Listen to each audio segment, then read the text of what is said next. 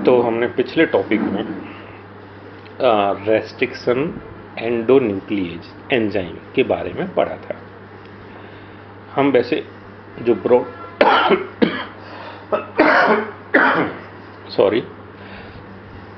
तो हम जो टॉपिक पढ़ रहे हैं tools of recombinant DNA technology, उसमें हमने रेस्ट्रिक्शन एंडोन्यूक्लिएज पढ़ चुके हैं। अभी क्या है ना, रेस्ट्रिक्शन एंडोन्यूक्लिएज एंजाइम से डीएनए को कट कर लेते हैं। अब कट करने के बाद हमारा अगला काम है उनको जो फ्रेगमेंट्स हो गए हैं उनको सेपरेट करना। तो ये जो सेपरेट करने का प्रोसेस है ये एक टेक्निक से किया जाता है। उस टेक्निक का नाम है जेल इलेक्ट्रोफोरेसिस। दरअसल जेल इलेक्ट्रोफोरेसिस में क्या होता है, ये ट्रे है, उसी के लिए स्पेसिफिक ट्रे, और इसके दोनों एंड्स पर इलेक्ट्रोड लगे हुए हैं, एक तरफ पॉजिटिव दूसरी तरफ नेगेटिव, है ना। एक तरफ नेगेटिव कैथोड दूसरी तरफ पॉजिटिव एनोड। तो इस ट्रे में सबसे पहले हम एक जेल डालते हैं और उस जेल का नाम है अगारो जेल, है ना। हम कॉमनली अगारो जेल यूज करते हैं ज़्यादातर, ठीक है। और ये जो अगारो जेल है ये सी बीड्स, है ना, सी बीड्स आप जानते हो, समुद्री घास या एल्गी कह सकते हो, रेड एल्गी से बेसिकली ये जो जेल है अगारो जेल उसको एक्सट्रैक्ट किया जाता है। तो ये अगारो जेल भर लिया इसमें, और नेगेटिव इलेक्ट्रोड की तरफ इसमें वेल्स होते हैं जिसमें कि माइक्रोपिपेट की मदद से डीएनए को उन वेल्स में, उन गड्ढों में फिल कर दिया जाता है। और फिर जब इलेक्ट्रिक फील्ड अप्लाई किया जाएगा, है ना, पॉजिटिव नेगेटिव इस पर अप्लाई किया जाएगा तो डीएनए भागने लगेगा इस साइड, ठीक है। क्यों भागने लगेगा? क्योंकि डीएनए खुद ही नेगेटिव चार्ज होता है और इधर नेगेटिव है, तो नेगेटिव नेगेटिव रिपल्सन होगा और ये पॉजिटिव डीएनए को अपनी तरफ खींचेगा, ये दूर भगाएगा। अब क्या है ना, जो ये जेल है, जेल सीविंग इफेक्ट इसे प्रोवाइड करवाता है, सीविंग इफेक्ट। अब सीविंग इफेक्ट क्या है? तो जैसे हम जानते हैं किसी भी चीज़ को हम जब सीव कर रहे होते हैं, सीविंग प्रोसेस कर रहे होते हैं, तो जो छोटे पार्टिकल हैं वो तो आसानी से निकल जाएंगे और जितना साइज़ बढ़ता जाएगा उतना ही उनको निकलने में, सीविंग प्रोसेस में उनको मुश्किल होगी, है ना। तो छोटा निकल गया आसानी से, जितना छोटा होगा उतना आसानी से निकल जाएगा, मतलब वो दूर पहुंच जाएगा, कह सकते हो आप, सबसे पहले निकल जाएगा, ठीक है। तो जो छोटा पार्टिकल है, छोटा सेगमेंट है, वो निकल के आसानी से चला जाएगा और कुल मिला के छोटा पार्टिकल, छोटा फ्रेगमेंट सबसे दूर पहुंच जाएगा, ठीक है। ये जेल का अगर हम माइक्रोस्कोपिकली देखें तो जेल का कुछ इस टाइप का स्ट्रक्चर है ना, बहुत ही जूम करके देख रहे हैं तो इस टाइप का स्ट्रक्चर है, एकदम मॉलिक्यूलर लेवल का। तो ये आप देख ही रहे हो, ये जेल सीविंग इफेक्ट प्रोड्यूस करता है इसके ऐसे स्ट्रक्चर की वजह से, इसके ऐसे टेक्सचर की वजह से, ठीक है। तो हम जैसे कि यहाँ देख रहे हैं, जो स्मॉल, जितना स्मॉल होगा उतना ही वो दूर भाग पाएगा, है ना। वजह क्या है? तो वजह है सिंपल भाषा में क्या बताओगे? Sieving effect. Due to the sieving effect ये जो लार्जेस्ट या लार्ज फ्रेगमेंट है वो रेजिस्ट हो जाएगा, उसको रेजिस्टेंस सबसे ज़्यादा मिलेगी, इसलिए वो ज़्यादा मूव नहीं कर पाएगा, ठीक है। और वेल्स पूछे जाएँ, वेल्स किधर होते हैं? तो हमेशा नेगेटिव इलेक्ट्रोड की तरफ वेल्स होते हैं और इसमें जो वेल्स हैं इनमें डाला जाता है डीएनए एक पिपेट के द्वारा। वो स्मॉल साइज का पिपेट होता है, माइक्रो पिपेट बोलते हैं उसे, ठीक है। बहरहाल जब हम इसमें इलेक्ट्रिक फील्ड अप्लाई करेंगे तो ये सेपरेट हो जाएंगे डीएनए के फ्रेगमेंट अपने साइज के हिसाब से, ठीक है। अब सेपरेट हो गए, अब अभी भी डीएनए हमें दिखाई नहीं दे रहा है इसमें, है ना। डीएनए हमें नहीं दिख रहा कि कौन सा सेगमेंट कहाँ पहुँचा, कौन सा फ्रेगमेंट कहाँ पहुँचा। तो अब क्या करते हैं, सबसे पहले एक केमिकल डालते हैं, इथिडियम ब्रोमाइड, स्टेनिंग के लिए, ठीक है।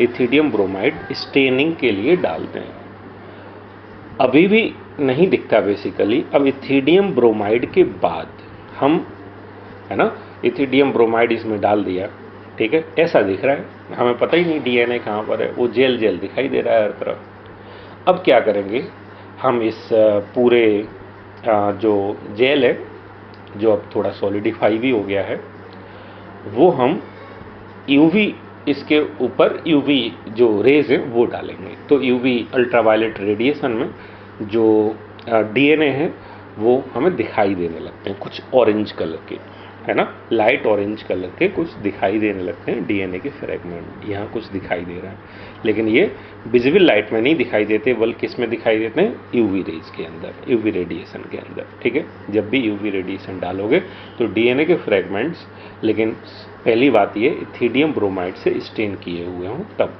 ऐसा हो पाएगा। ठीक है, तो अल्ट्रावायलेट जो लाइट है उसकी मदद से हम इसको देख पाते हैं। ठीक है, और जब हमें पता चल गया कि वो फ्रेगमेंट्स कहाँ पर हैं, तो हम उनको कट करके उस सेगमेंट को, उस छोटे से पार्ट को कट करके उसको निकाल लेते हैं। ठीक है, और निकालने के बाद फिर सेंट्रीफ्यूगेशन की मदद से हम उसे सेपरेट कर लेते हैं। ठीक है, सेपरेट कर लेते हैं, एक्सट्रैक्ट कर लेते हैं उस छोटे से जेल से। ठीक है, तो क्या है, you can see bright orange color bands of DNA in a ethidium bromide stained gel exposed to UV light. The separated bands of DNA are cut out from the agar gel and extracted from the gel piece. ठीक है, this step is known as elution.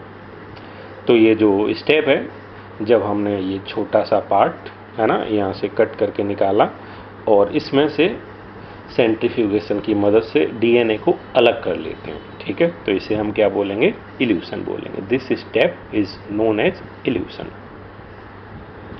The DNA fragments purified in this way are used in constructing recombinant DNA by joining them with cloning vectors.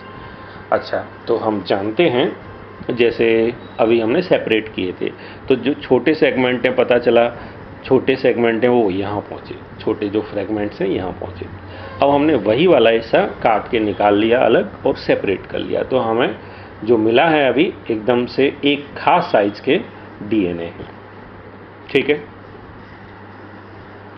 अच्छा, वो हमें पता भी होता है कि हमने जो रेस्ट्रिक्शन एंजाइम से कट किया है डीएनए, वो कितनी दूरी पर पहुंचेगा, है ना, वो सब एक तरह से पता है साइंटिस्ट को, या जो भी ये वर्क कर रहे हैं वो पता है कि जो इस रेस्ट्रिक्शन से जो कट किया है वो लगभग यहाँ पहुंचेगा, उसी हिसाब से निकाल लेते हैं। ठीक है,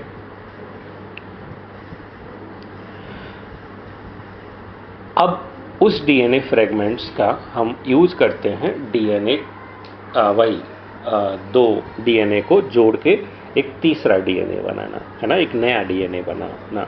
उस डीएनए को हम बोलते हैं रिकॉम्बिनेंट डीएनए। ठीक है, रिकॉम्बिनेंट डीएनए।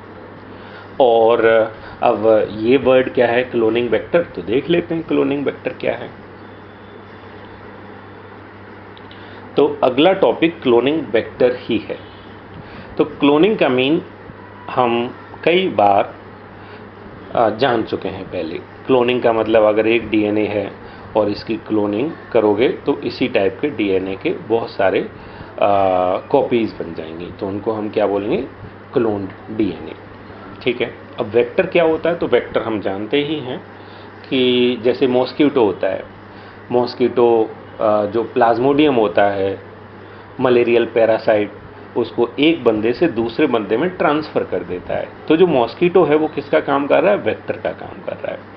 ऐसे यहाँ भी कुछ वेक्टर है ना, और वो वेक्टर क्या है वो देखते हैं। तो वो वेक्टर प्लाज्मिड हो सकता है, बैक्टीरियोफेज हो सकता है। ठीक है, यहाँ पर वो वेक्टर कौन कौन हो सकता है, प्लाज्मिड और बैक्टीरियोफेज। दरअसल है क्या, देखो, अगर कोई बैक्टीरिया है, ठीक है, और हम इस बैक्टीरिया से अपनी मर्जी का काम करवाना चाहते हैं। मर्जी का काम का मतलब ये नहीं कि इससे कहो चल हमारी ईंटें उठा के यहाँ से यहाँ रख, ऐसा नहीं करेगा, बल्कि ये जो चीज़ प्रोड्यूस करवाना चाहते हैं। फॉर एग्जांपल हम इससे अपनी पसंद का ह्यूमन इंसुलिन प्रोड्यूस करवाना चाहते हैं, तो क्या करें, इंसुलिन वाला जो जीन है हम ह्यूमन से निकाल के इसके अंदर डाल दें। ठीक है, अब इसके अंदर डालेंगे कहाँ, क्या इसके जीनोम में इसको इंसर्ट करेंगे? वो भी किया जा सकता है, लेकिन वो बहुत ज़्यादा मुश्किल काम है ना। आसान काम ये है कि बैक्टीरिया के अंदर एक प्लाज्मिड होता है, एक्स्ट्रा क्रोमोसोमल डीएनए। ठीक है, उसको इंसर्ट करना भी आसान है, और वो एक्स्ट्रा क्रोमोसोमल छोटा सा डीएनए होता है, अगर उसमें जो जो जीन है वो अपने आप को ऑटोनोमसली एक्सप्रेस कर पाते हैं। ठीक है, ऑटोनोमसली एक्सप्रेस कर पाते हैं। अच्छा, हम क्या करें कि किसी प्लाज्मिड को लें और उसमें अपनी पसंद का डीएनए जोड़ें और वो प्लाज्मिड डाल दें इस बैक्टीरिया के अंदर।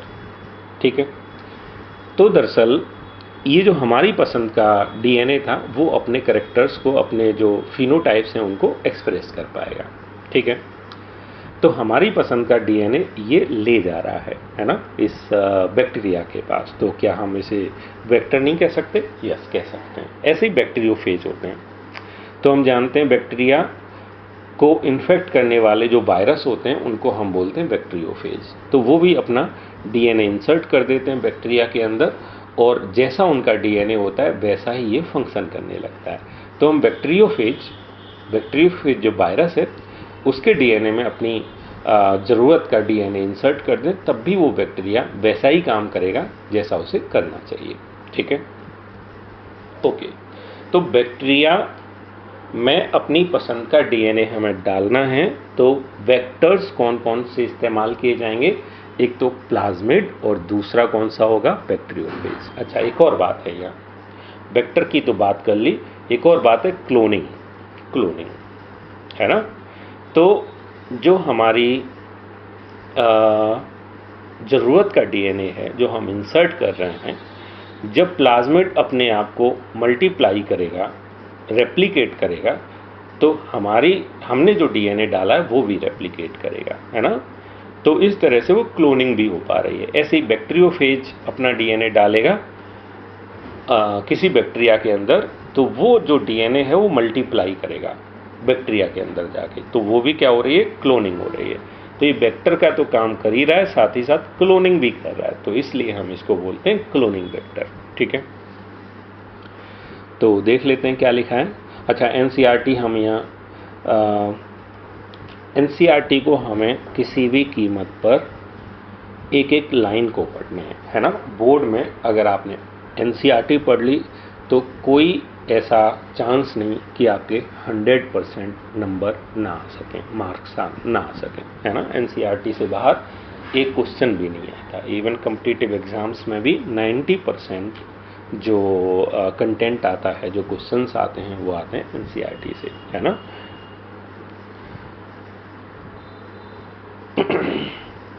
हाँ, तो plasmid and bacteriophage have the ability to replicate within bacterial cell independent of control of chromosomal DNA। ठीक है, तो बैक्टीरिया का जो मेन डीएनए होता है उससे अलग ही, उससे इंडिपेंडेंट ही बैक्टीरियोफेज का डीएनए या प्लाज्मिड अपने आप को रेप्लिकेट कर सकते हैं। Bacteriophage because of their high number पर सेल, एक बैक्टीरिया के अंदर बहुत सारे बैक्टीरियोफेज वायरस मल्टीप्लाई कर सकते हैं, तो have very high copy number of their genome within the bacterial cell. Some plasmid may have only 1 or 2 copies per cell. तो कुछ प्लाज्मिड तो ऐसे होते हैं, प्लाज्मिड भी अलग अलग टाइप के। कोई प्लाज्मिड ऐसा भी हो सकता है कि एक सेल के अंदर 1 या 2 प्लाज्मिड ही होते हैं, जबकि कुछ प्लाज्मिड ऐसे होते हैं जो एक सेल के अंदर, एक बैक्टीरिया के अंदर नंबर ज़्यादा हो सकता है। जैसे नंबर का यहाँ वेरिएशन लिखा हुआ है 15 to 100, इवन और ज़्यादा, है ना। Their number can go even higher. If we are able to link an alien piece of DNA with bacteriophage or plasmid DNA, we can multiply its number equal to copy number of the plasmid or bacteriophage। ठीक है, vectors used at present are engineered in such a way that they help easy to linking of foreign DNA. अच्छा, तो ये बात समझ आ गई होगी कि एक बैक्टीरिया के अंदर जो प्लाज्मिड है वो 1-2 भी हो सकते हैं या उनका नंबर ज़्यादा भी हो सकता है, काफ़ी ज़्यादा हो सकता है। अब एक सेल के अंदर ज़्यादा है नंबर तो मीन्स ये क्लोनिंग ज़्यादा कर पा रहा है, ये वाला वेक्टर क्लोनिंग ज़्यादा कर पा रहा है। और हम भी तो हम अब बात कर रहे हैं, दरअसल साइंटिस्ट ने प्लाज्मिड्स है ना कंस्ट्रक्ट किए हैं, पहले से बना के रखे हैं, है ना, प्लाज्मिड्स, अपना एक खास टाइप का प्लाज्मिड, ज़रूरत का प्लाज्मिड, ठीक है। अब प्लाज्मिड को प्लाज्मिड ना कह के आप ये भी बोल सकते हो कि क्लोनिंग वेक्टर, प्लाज्मिड वाले क्लोनिंग वेक्टर साइंटिस्ट ने बना के रखे हैं, ठीक है, इंजीनियर्ड। तो इस तरीके से इंजीनियर किए हुए हैं, जेनेटिकली इंजीनियर्ड हैं कि उनमें जो फॉरेन डीएनए हमें जोड़ना है वो भी आसानी से जुड़ जाता है, और साथ ही साथ हम ये भी आसानी से रिकॉग्नाइज कर पाते हैं कि कौन से वेक्टर में, कौन से प्लाज्मिड में वो फॉरेन डीएनए, हमारी पसंद का डीएनए जुड़ा है और कौन से में नहीं जुड़ा है ना। जिसमें जुड़ गया है उसे तो हम बोलेंगे रिकॉम्बिनेंट, और जिसमें नहीं जुड़ा है हम बोलेंगे उसे नॉन रिकॉम्बिनेंट, है ना। तो रिकॉम्बिनेंट और नॉन रिकॉम्बिनेंट में भी डिफरेंस पता लग जाता है ऐसे इंजीनियर्ड जो वेक्टर्स हैं वो बना के रखे हैं साइंटिस्ट ने, ठीक है। जैसे कि ये प्लाज्मिड है तो इसमें फॉरेन डीएनए जुड़ा नहीं। अब इस बैक्टीरिया के पास प्लाज्मिड तो पहुंचा है लेकिन ये रिकॉम्बिनेंट प्लाज्मिड है ही नहीं, रिकॉम्बिनेंट डीएनए है ही नहीं। इसमें क्या है, ये इंसर्ट मौजूद है, इसका मतलब ये रिकॉम्बिनेंट है। तो इस बैक्टीरिया के पास प्लाज्मिड है और ये कैसा है, रिकॉम्बिनेंट है। तो अब इसमें से ये वाला बैक्टीरिया हो गया non recombinant bacteria with non recombinant vector, and this is with recombinant vector. तो अब हम जरा उस वेक्टर के बारे में, क्लोनिंग वेक्टर जो कि प्लाज्मिड है, प्लाज्मिड के बारे में, अभी बैक्टीरियोफेज वगैरह के बारे में बिल्कुल बात नहीं करेंगे। एक प्लाज्मिड जो कि वेक्टर का काम करेगा, आखिर उस प्लाज्मिड के पास कौन कौन सी चीज़ें होनी चाहिए, कौन कौन से फीचर्स होने चाहिए जो कि ज़रूरी होते हैं क्लोनिंग के लिए, है ना। तो वो चीज़ें होनी चाहिए, जैसे कि ये एनसीईआरटी में एक फ़ोटो दे रखा है और ये किसका है, एक प्लाज्मिड का फ़ोटो है जो कि जेनेटिकली इंजीनियर्ड प्लाज्मिड है, जो काम करता है किसका, वेक्टर का काम करता है, क्लोनिंग वेक्टर का काम करता है, ठीक है। बैक्टीरिया के लिए, सभी के लिए नहीं, ऐसा नहीं कि प्लाज्मिड है किसी इंसान में, किसी एनिमल में हमें इंसर्ट करना है अपनी पसंद का डीएनए तो उसमें भी ये वेक्टर काम करेगा, नहीं, सभी में नहीं। ये किस में कर सकता है, तो ये कर सकता है बेसिकली बैक्टीरियाज में। तो इसका नाम है PBR322। किसका नाम है, ये क्लोनिंग वेक्टर है, क्लोनिंग वेक्टर जिसका नाम है PBR322। अब इसमें ये सारी चीज़ें दिखाई दे रही हैं, तो इन्हीं सब के बारे में हम स्टडी करने वाले हैं कि क्या खास चीज़ें हैं और इन चीज़ों के होने की वजह से किस तरह से जो क्लोनिंग है वो ज़्यादा होता है, क्लोनिंग बेहतर हो पाता है, ठीक है। तो सबसे पहली जो करैक्टर होना चाहिए, पहला फीचर होना चाहिए वो है ओरिजिन ऑफ रेप्लिकेशन। एक है सिलेक्टेबल मार्कर होना चाहिए, ठीक है। तो ओरिजिन ऑफ रेप्लिकेशन हम पहले से ही जानते हैं, काफ़ी पहले से, ओराई कि वो खास सीक्वेंस जहाँ से रेप्लिकेशन स्टार्ट होता है। अब पता चला ये प्लाज्मिड है, डीएनए है, लेकिन ओराई प्रेजेंट नहीं है, तो फिर ये किसी काम का नहीं है ना। ओराई नहीं तो इसमें रेप्लिकेशन हो ही नहीं सकता, तो ओराई ज़रूरी है जिसकी वजह से रेप्लिकेट कर सके। और दूसरी एक और बात है, ओराई भी अलग अलग टाइप के होते हैं, है ना। कोई जो ओराई है, कोई ओरिजिन ऑफ रेप्लिकेशन है, वो बहुत ज़्यादा रेप्लिकेशंस को सपोर्ट करता है ना। कोई ओराई है, पता चला इससे एक बैक्टीरिया के अंदर 2 केवल बनेंगे, है ना, 2 बार रेप्लिकेट करेगा। कोई ऐसा है वो 50 बार रेप्लिकेट करेगा। तो अलग अलग टाइप के ओराई होते हैं जो सपोर्ट करते हैं कॉपी नंबर को, ठीक है। तो क्या लिखा है, this is the sequence from where replication start and any piece of DNA when linked to this sequence can be made to replicate, ठीक है। तो इस ओराई से जो भी आप सीक्वेंस या डीएनए का टुकड़ा अटैच करोगे वो भी क्या करने लगेगा, रेप्लिकेट करने लगेगा होस्ट सेल के अंदर। This sequence is also responsible for controlling the copy number. तो कॉपी नंबर को भी ये कंट्रोल करता है।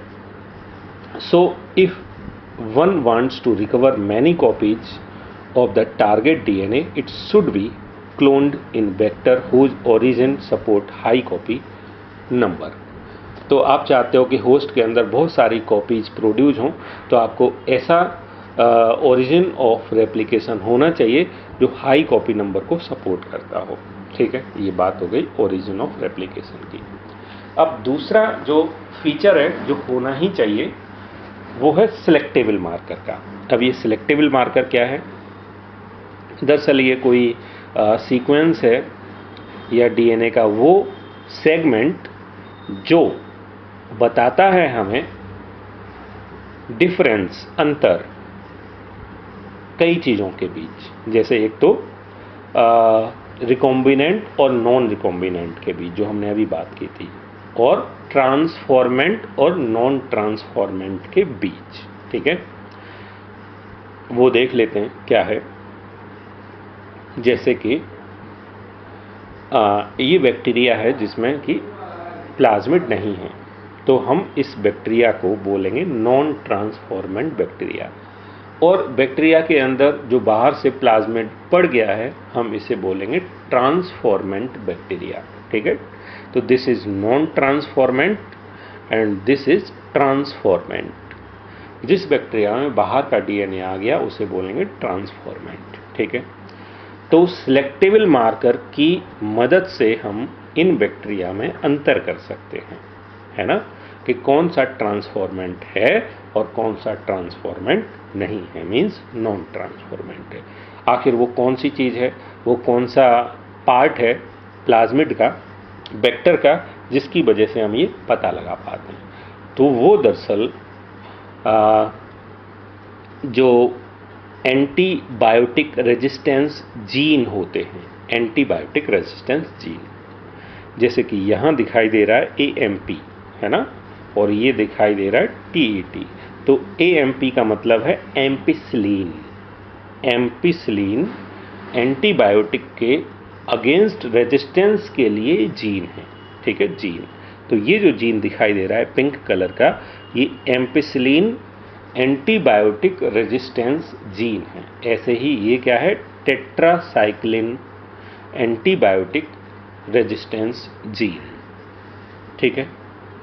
और भी हो सकते हैं जैसे क्लोरेम्फेनिकॉल, है ना, कैनामाइसिन वाले जीन भी हो सकते हैं, रेजिस्टेंस जीन, ठीक है।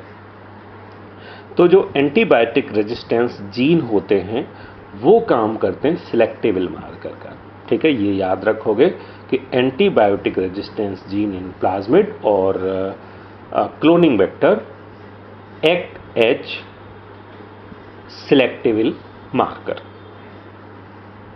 ठीक है। अब क्या है, जैसे एक बार और देख लो इसको।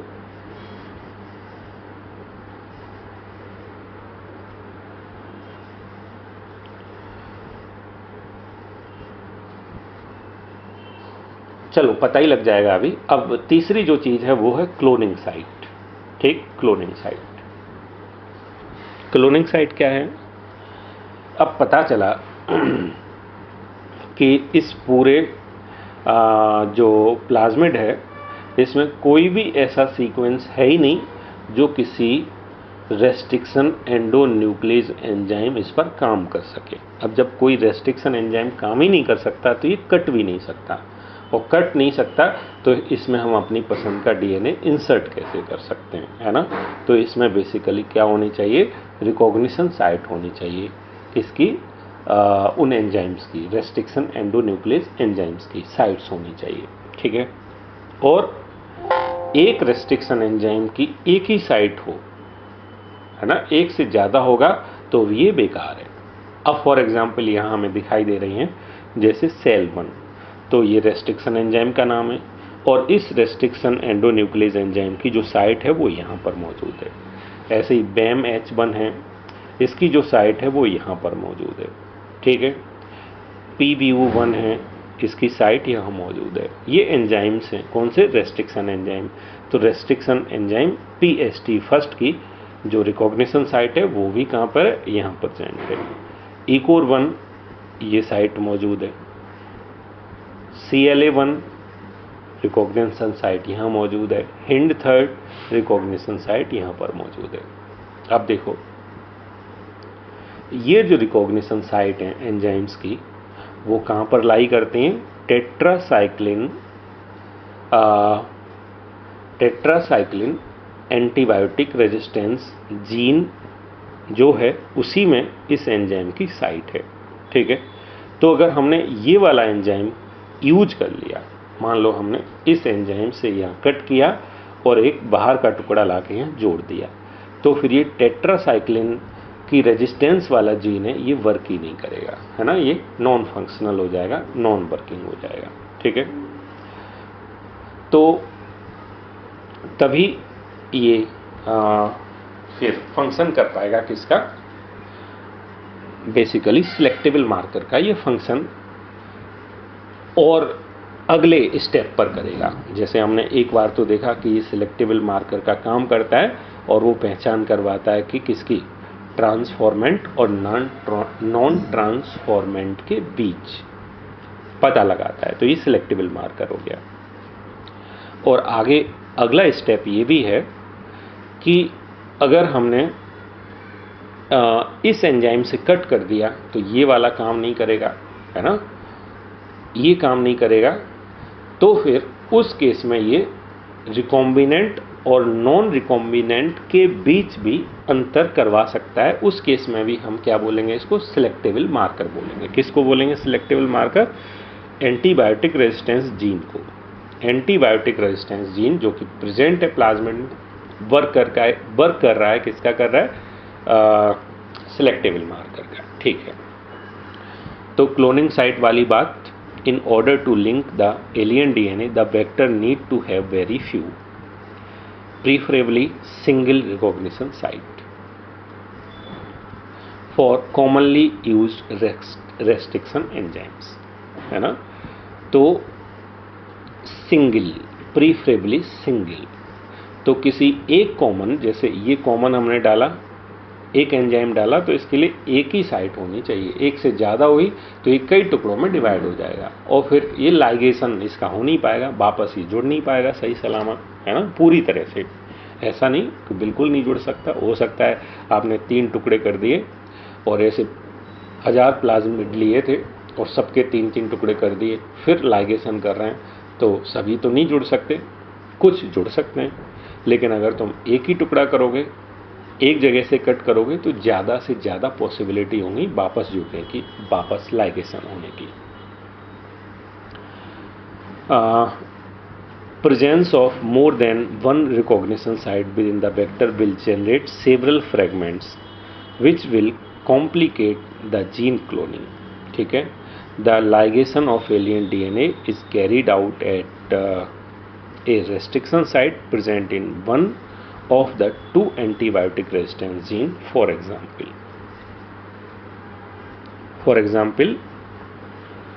you can ligate a foreign DNA at BAMH1 site of tetracycline resistance gene in vector PBR322. The recombinant plasmid will lose tetracycline resistance gene, ठीक है, ड्यू टू इंसर्शन। तो हमने यहाँ पर अगर इंसर्ट कर दिया बाहरी, तो टेट्रासाइक्लिन का जो रेजिस्टेंस वाला कैरेक्टर है वो गायब हो जाएगा, और इसकी वजह से हम किसको नॉन रिकॉम्बिनेंट और रिकॉम्बिनेंट के बीच क्या कर पाएंगे, डिफरेंस कर पाएंगे। ठीक है, तो ये भी एक सिलेक्टेबल मार्कर ही समझ लो। कौन है selectable marker? Antibiotic resistance gene. तो इस पर हम इसलिए इतना ज़्यादा एम्फेसिस कर रहे हैं क्योंकि ये थोड़ा टॉपिक आपके लिए नया है ना, और एक बार आ गया तो फिर हमेशा के लिए आ गया। अच्छा, ये जो चीज़ें लिखी हैं इसको ज़रा हम इस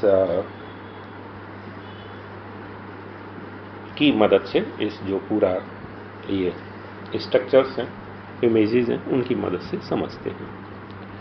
अब फॉर एग्जाम्पल ई बैक्टीरिया है, लेकिन इसमें जो प्लाज्मिड है वो नहीं आया तो हम इसको क्या बोलेंगे, नॉन ट्रांसफॉर्मेंट बोलेंगे, नॉन ट्रांसफॉर्मेंट। ठीक है, अब देखो, अब ये बैक्टीरिया है, इसके अंदर ये इंसर्ट हो गया, कौन? वेक्टर, क्लोनिंग वेक्टर, जो कि प्लाज्मिड है। लेकिन ये प्लाज्मिड बिल्कुल वैसा है जैसा यहाँ पर है, मीन्स इसमें कहीं ना तो कट किया गया है और न ही बाहर से कोई इंसर्ट किया गया है। तो ये बैक्टीरिया ट्रांसफॉर्मेंट तो हो गया, इस बैक्टीरिया का ट्रांसफॉर्मेशन तो हो गया, लेकिन जो डीएनए है वो कैसा है? Non recombinant. तो this bacteria transformant by non recombinant DNA. ठीक है, अब ये जो देख रहे हैं तीसरा, इस बैक्टीरिया में बाहर से डीएनए भी आया है, मतलब ये ट्रांसफॉर्मेंट भी हो गया, और साथ ही साथ देखो यहाँ पर एक लोकेशन ऐसी है जहाँ पर बाहर से कोई डीएनए इंसर्ट किया हुआ है। इसका मतलब ट्रांसफॉर्मेशन हुआ है, और साथ ही साथ किसके साथ हुआ है ट्रांसफॉर्मेशन? रिकॉम्बिनेंट डीएनए के साथ। किसके साथ? रिकॉम्बिनेंट डीएनए के साथ। ठीक है, अब देखो क्या है, ये मीडिया है, कल्चर मीडिया। जब हम इसमें इस बैक्टीरिया को ग्रो करवाएं, ठीक है, लेकिन इसमें एक एंटीबायोटिक डाल लें, कौन सा डाल लें? या तो हम एम्पिसिलिन डाल लें इसमें, ठीक है, या फिर टेट्रासाइक्लिन डाल लें इसमें, दोनों में से कोई भी हो या दोनों हो। ठीक है, तो ये बैक्टीरिया ग्रो नहीं करेगा, इसमें कोई भी कॉलोनी दिखाई नहीं देगी, no colony will appear in presence of antibiotic resistance gene. तो antibiotic resistance gene, antibiotic resistance gene इसमें है नहीं। क्यों नहीं है? क्योंकि इसमें तो प्लाज्मिड ही नहीं आया, और प्लाज्मिड में ही एंटीबायोटिक रेजिस्टेंस जीन होता है, तो फिर ये तो ग्रो ही नहीं कर सकता। जबकि अगर इसकी बात करें तो ये तो एम्पिसिलिन वाला इसमें जीन है, रेजिस्टेंस जीन है, तो ये तो ग्रो करेगा, चाहे इसमें डाल दो एंटीबायोटिक, चाहे ये वाला एंटीबायोटिक डाल दो टेट्रासाइक्लिन, तो भी ये ग्रो करेगा। ठीक है, तो ये बैक्टीरिया ग्रो नहीं कर रहा, जबकि ये वाला बैक्टीरिया ग्रो कर रहा है। ठीक, तो यहां पर बताओ, इस जीन ने ही बताया हमें, इस जीन की वजह से ही यहां ग्रो नहीं किया और यहां ग्रो किया। ठीक है, तो हमें पता चल गया ये ग्रो करवाने के बाद कि कौन सा बैक्टीरिया ट्रांसफॉर्मेंट है और कौन सा बैक्टीरिया ट्रांसफॉर्मेंट नहीं है, मीन्स नॉन ट्रांसफॉर्मेंट है। सो जो ग्रो नहीं करेगा एंटीबायोटिक की प्रेजेंस में, उसे बोलेंगे नॉन ट्रांसफॉर्मेंट। ठीक है, और जो ग्रो करेगा उस बैक्टीरिया को हम बोलेंगे ट्रांसफॉर्मेंट, और ट्रांसफॉर्मेंट का मतलब होता है कि बाहर से डीएनए आ जाना बैक्टीरिया के अंदर। चलो ठीक है, लेकिन एक बैक्टीरिया जो ट्रांसफॉर्मेंट तो है, लेकिन उसके अंदर जो बाहर से डीएनए आया वो कैसा है? Recombinant DNA. तो इनके बीच तो हमने डिफरेंस पता कर लिया, अब हमें इनके बीच डिफरेंस पता करना है। किसके बीच? रिकॉम्बिनेंट और नॉन रिकॉम्बिनेंट के बीच। ठीक है, तो देखो, अब जैसा कि हम जानते हैं कि अगर टेट्रासाइक्लिन यहाँ पर डाल दो, ठीक है, टेट्रासाइक्लिन, और यहाँ भी टेट्रासाइक्लिन डाल दो, ठीक है, तो टेट्रासाइक्लिन डालने पर यहाँ इतनी कॉलोनी दिखाई दी हमें, देखो 1 2 3 4 5 6 7 8 9 10 11 12 13 कॉलोनी दिखाई दी।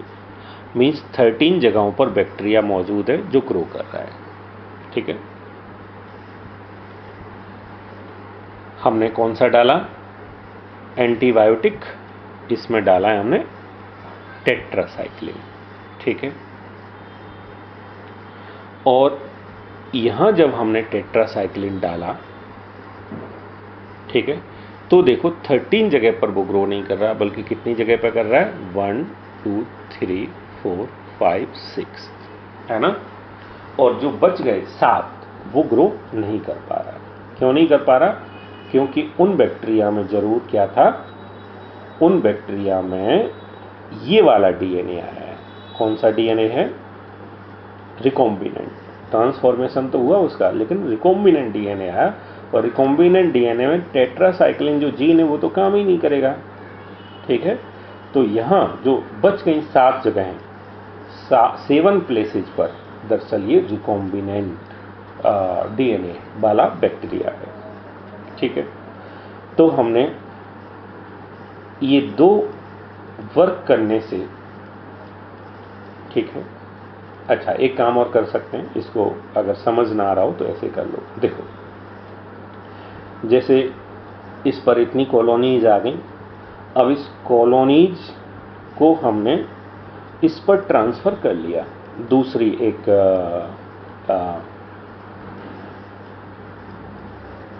जो भी पेट्री डिश है, पेट्री डिश पर दूसरी पर ट्रांसफर कर लिया, है ना। जब दोनों को चिपकाते हैं बेसिकली, या किसी कपड़े की मदद से या किसी पेपर की मदद से हम इसको ट्रांसफर कर सकते हैं। तो जो कॉलोनी की लोकेशन यहाँ है वही कॉलोनी की लोकेशन यहाँ पहुँच जाएगी, ठीक है। अब यहाँ जब हम टच करवाएंगे तो 1 1 2 2 बैक्टीरिया पहुँचेगा इधर। कुल मिला के वहाँ जब आप दोबारा ग्रो करवाओगे तो उसी लोकेशन पर कॉलोनी बनेगी, ठीक है, उसी लोकेशन पर कॉलोनी बनेगी। लेकिन अब की बार आपने जो डाला है टेट्रासाइक्लिन, तो टेट्रासाइक्लिन की वजह से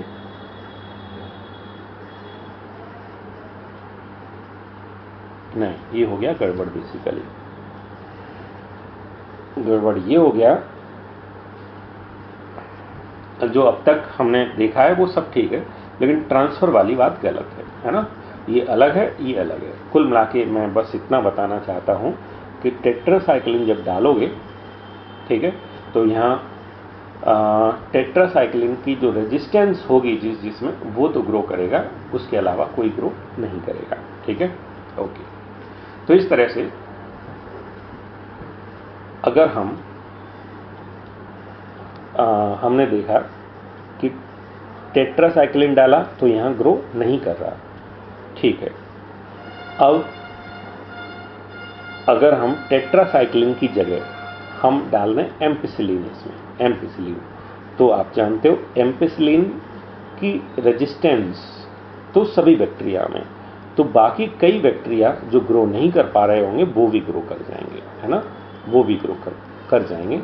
तो इस तरह से हम 2 बार प्लेटिंग करें, 2 बार प्लेटिंग करें तो, और अलग अलग एंटीबायोटिक के साथ, तो हम रिकॉम्बिनेंट और नॉन रिकॉम्बिनेंट के बीच भी पता लगा सकते हैं कि कौन रिकॉम्बिनेंट है और कौन सा नॉन रिकॉम्बिनेंट है, और ट्रांसफॉर्मेंट और नॉन ट्रांसफॉर्मेंट भी पता लगा सकते हैं। तो इसलिए जो भी ये डिफरेंसेस हैं, चाहे ट्रांसफॉर्मेंट और नॉन ट्रांसफॉर्मेंट के बीच हो या फिर रिकॉम्बिनेंट या नॉन रिकॉम्बिनेंट के बीच हो, ये डिफरेंसेस हम किसकी वजह से पता लगा पा रहे हैं? सिर्फ एंटीबायोटिक रेजिस्टेंस जीन की वजह से। इसलिए हम ये कह सकते हैं कि किसी प्लाज्मिड के अंदर एंटीबायोटिक रेजिस्टेंस जीन वर्क करता है। किसका वर्क करता है? तो वर्क करता है सिलेक्टेबल मार्कर का, ठीक है, सिलेक्टेबल मार्कर का। अब देखो क्या है कि अगर हम रिकॉम्बिनेंट और नॉन रिकॉम्बिनेंट, है ना, ये वाला तो रिकॉम्बिनेंट है और ये वाला नॉन रिकॉम्बिनेंट है, इनके बीच पता लगाना चाहें तो, और वो भी किसकी मदद से, सिलेक्टेबल मार्कर की मदद से, ठीक है, एंटीबायोटिक रेजिस्टेंस जीन की मदद से। जैसा कि हम यहाँ थोड़ा समय लग गया, है ना, टाइम लग गया, या ये कह रहे हो कि दो बार करना पड़ रहा है, इन दोनों के बीच डिफरेंस लगाने के लिए हमें 2 बार कल्चर करना पड़ेगा, एक बार एक एंटीबायोटिक लेके, दूसरी बार दूसरा एंटीबायोटिक लेके, ठीक है। तो कहीं जाके हमें अंदाजा लगेगा, और ये काफ़ी एक तरह से मुश्किल प्रोसेस है, कॉम्प्लिकेटेड प्रोसेस है। तो इससे बचने के लिए हम एक नया तरीका, है ना, इसकी जगह इजाद किया है हमने, और उसको बोलते हैं इंसर्शनल इनएक्टिवेशन।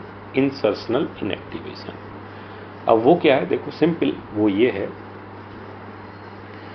कि जब हम एम्पिसिलिन वाला, ठीक है, एम्पिसिलिन, जैसे मैं अभी पूछूं आपसे कि यहाँ पर कौन सा एंटीबायोटिक डाला हुआ है, तो आप बताओगे यहाँ हो सकता है डाला हो एम्पिसिलिन और हो सकता है डाला हो टेट्रासाइक्लिन, ठीक है। यहाँ पूछूं कौन सा डाला हुआ है, आप बताओ, तो आपका जवाब होना चाहिए कौन सा, टेट्रासाइक्लिन, ठीक है, टेट्रासाइक्लिन, क्योंकि टेट्रासाइक्लिन की प्रेजेंस में कुछ ग्रो करेंगे, कुछ नहीं करेंगे, ठीक है। और यहाँ पर कौन सा डाला है, तो यहाँ डाला है एम्पिसिलिन, कौन सा डाला है, एम्पिसिलिन, ठीक है। अच्छा, अब एम्पिसिलिन डाला है तो कॉलोनी तो वही बनी, ठीक है, कॉलोनी तो उतनी बनी 13, लेकिन कुछ कॉलोनी आ रही हैं कैसी, ब्लू कलर की। आखिर ये क्यों आ रही हैं, तो इसके पीछे दरअसल एक क्रोमाजेनिक सब्सटेंस है, ठीक है। तो एम्पिसिलिन डालो और एक इसमें क्रोमाजेनिक सब्सटेंस भी डाल दो, तो वो क्रोमाजेनिक सब्सटेंस अपना कलर प्रोड्यूस करेगा, सिर्फ तब अपना कलर प्रोड्यूस करेगा जब यहाँ पर कोई इंसर्ट हो रखा हो, है ना, या इंसर्ट हो रखा हो। तो इसको और बेहतर तरीके से समझ लेते हैं। बेसिकली देखो है क्या, जैसे कोई जीन है इस एंजाइम के लिए, है ना, जीन है कौन से एंजाइम के लिए, बीटा गैलेक्टोसाइडेज के लिए, एक जीन है जो किसके लिए, बीटा गैलेक्टोसाइडेज के लिए। अब क्या किया हमने, इस जीन में एक इंसर्ट डाल दिया अपनी मर्जी का, तो वो जीन था इस एंजाइम के लिए बीटा गैलेक्टोसाइडेज, वो तो काम नहीं करेगा क्योंकि हमने इंसर्ट डाल दिया। तो इस चीज को ही हम बोलते हैं कि हमने जब इंसर्ट डाला तो ये जीन इनएक्टिवेट हो गया, मतलब अब ये एंजाइम बनाएगा ही नहीं, बीटा गैलेक्टोसाइडेज बनेगा ही नहीं। अब पहले क्या होता था, अगर बीटा गैलेक्टोसाइडेज बनता और हमने एक ऊपर से सब्सटेंस डाल दिया, कलरिंग सब्सटेंस, क्रोमाजेनिक सब्सटेंस, तो वो क्रोमोजेनिक सब्सटेंस जो होता है, क्रोमोजेनिक सबस्ट्रेट जो होता है, वो इस एंजाइम के साथ, है ना, जब ये एंजाइम प्रेजेंट होगा तो वो सबस्ट्रेट एक कलर प्रोड्यूस करता है। और जब हम किसी फॉरेन डीएनए को इसमें जोड़ देंगे तो फिर ये तो बनेगा नहीं एंजाइम, जब बनेगा नहीं तो वो कलर भी नहीं आएगा, है ना। तो हमने एक अल्टरनेटिव मेथड ईजाद किया है जिसकी मदद से हम आसानी से रिकॉम्बिनेंट और नॉन रिकॉम्बिनेंट में डिफरेंस पता लगा सकते हैं, ठीक। तो ये समझ आना चाहिए आपको। अगर किसी स्टूडेंट को समझ नहीं आता है है ना, आना चाहिए आसानी से। अगर आप बुक पढ़ोगे एनसीईआरटी 2-3 बार और जो मैंने समझाया उसको समझोगे तो ज़रूर आ जाएगा, हर बच्चे को समझ आ जाएगा।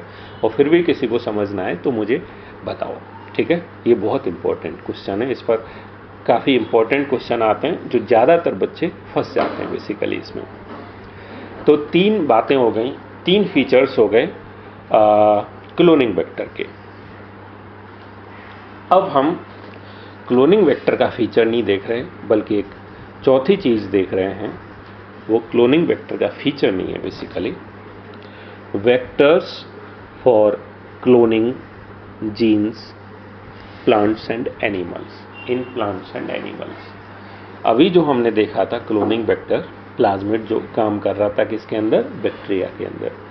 क्या प्लांट्स के अंदर और एनिमल्स के अंदर भेजने के लिए भी क्या कोई वेक्टर होते हैं, उनके बारे में बात कर रहे हैं। तो इसमें दे रखा है, you may be surprise to know that we have learn the lesson from transferring gene into plants animals from bacteria and viruses which have known this for edges.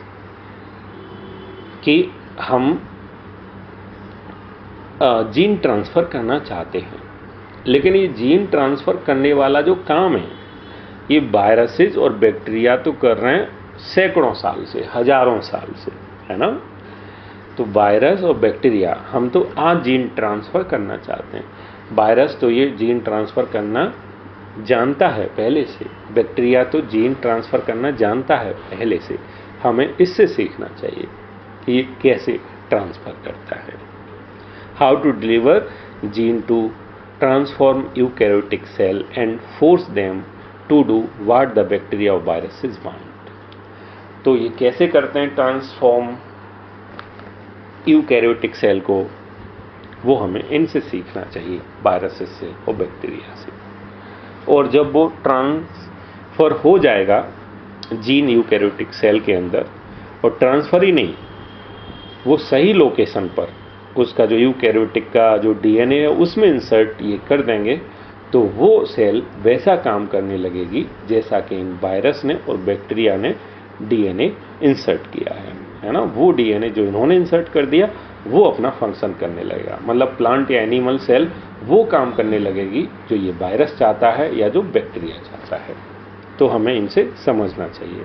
तो हम समझें क्या, बेसिकली ये जान लें कि जो बैक्टीरिया है या जो वायरस है ना, वायरस कहाँ गया वायरस, तो दे रखा है कहीं नीचे, हाँ ये रहा, कैंसरस जो वायरसेस होते हैं ये रेट्रोवायरस। तो रेट्रोवायरस कैसे, या फिर ये वाला बैक्टीरिया कैसे प्लांट सेल को चेंज करता है, या ये रेट्रोवायरस एनिमल सेल को कैसे चेंज करता है, इसी बारे में है थोड़ा सा, ठीक है। तो दरअसल होता क्या है, ये बैक्टीरिया है, ठीक है। इस बैक्टीरिया का नाम है एग्रोबैक्टीरियम ट्यूमीफेसियंस। इस पूरे बैक्टीरिया, मतलब ये बैक्टीरिया नाम पता चल गया हमें, ठीक है। अब बैक्टीरिया के पास ये प्लाज्मिड है, और इस प्लाज्मिड में एक खास सीक्वेंस है पहले से ही, खास सीक्वेंस। अब क्या करता है, इस बैक्टीरिया ने इस प्लांट को कहीं चोट लग गई, ठीक है, ऊपर से जो भी हम जानते हैं एपिडर्मिस वगैरह हटी, या उसका बार कटा, है ना, एपिडर्मिस का वुंड हो गया कहीं, तो इस बैक्टीरिया से यहाँ इन्फेक्शन हो गया प्लांट में। बैक्टीरिया गया और इस बैक्टीरिया ने अपने इस प्लाज्मिड को सेल में डाल दिया, ठीक है। और इस प्लाज्मिड से जो ये डीएनए है वो निकल के पहुंचा इस प्लांट की सेल का जो मेन क्रोमोसोम है, मेन जो डीएनए है उसमें ये अटैच हो गया, ये टी डीएनए, वही खास सेगमेंट। और ये T DNA basically tumour inducing DNA है। कौन सा है, ट्यूमर इंड्यूसिंग, मतलब इस डीएनए की वजह से ट्यूमर प्रोड्यूस होगा इस प्लांट में, जहाँ पर जिस सेल में ये इंसर्ट हो जाएगा वो सेल बड़ी तेज़ी से ग्रो करने लगेगी, तो यहाँ बहुत सारी सेल्स अपीयर हो जाएंगी, हम बोलेंगे उस एरिया को ट्यूमर बोलेंगे, ठीक है।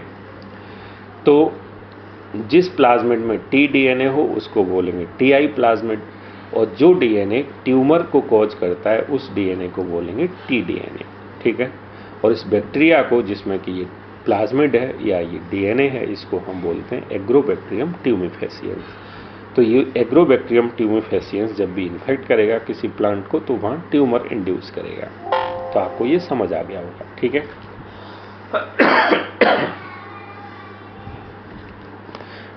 पढ़ोगे तो समझ आएगा कि ये बहुत सारे डाइकोट प्लांट्स में ये ऐसा काम करता है। ऐसे ही रेट्रोवायरसेस होते हैं, आरएनए वायरसेस, जो नॉर्मल सेल होती है एनिमल्स में उसको कन्वर्ट कर देते हैं किसमें, कैंसरस सेल में।